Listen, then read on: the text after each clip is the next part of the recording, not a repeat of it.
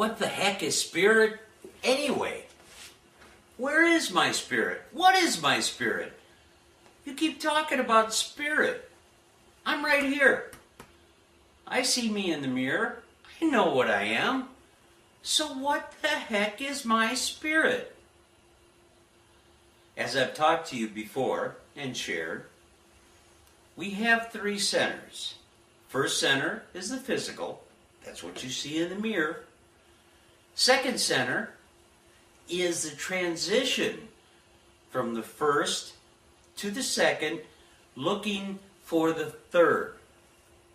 The third center is your spirit.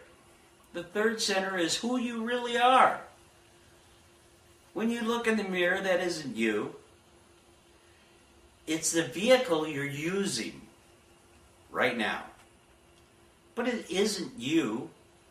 You are more than you give yourself credit for.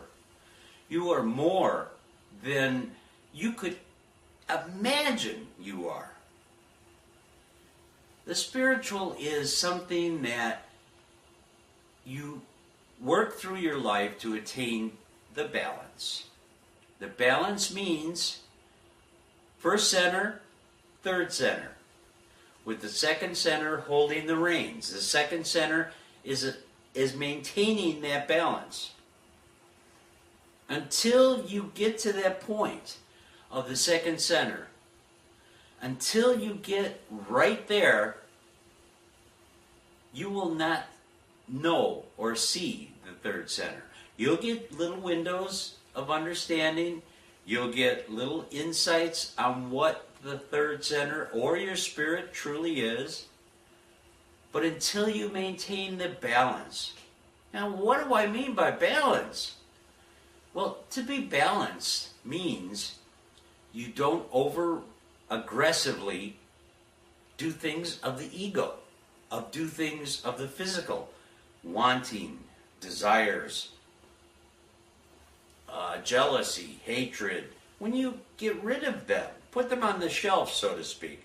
I mean, they're there if you want to use them, but don't. Attain the balance. Attain the understanding that you are here for one reason, to become your true self. You are here for one reason, to become the third center. To become the third center, you have to be balanced. Because anything that upsets the balance will stop you, will slow your process down, will give you too many things to think about that you forget your objective. God, I want that car. God, I want that house.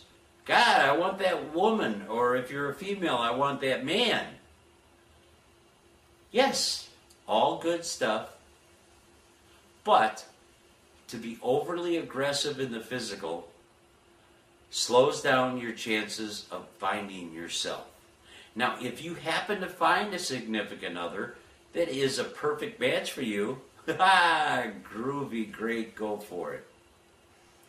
Because that means if they are truly your soulmate, God, what an old term. But anyway, if they truly are, that means two things. One, you have spent time together before in another life.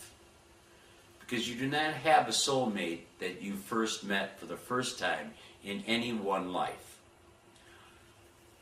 Two, it means that the needs of both of you will be met by this union. Guys, I met my soulmate when I was 22 years old. By 23, we were married. It was a beautiful thing, and it still is. Been married 37 years. Nothing wrong with that. Oh God, I don't say it was all easy. But we knew that she was good for me, and I was good for her. And together, we would come closer to being into our third center than we would have been ever apart.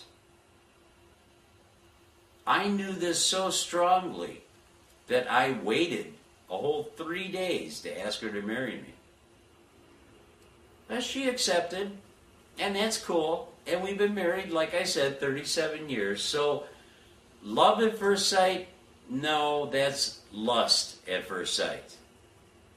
But knowing that you are part of a happening to find your third center, that is noticeable. That is something you should work with. That is something you should go with. God, I could have went any direction. And so could have she. But we both felt that this was the way to find our third center. This was the way to find a beautiful union that would work for both of us.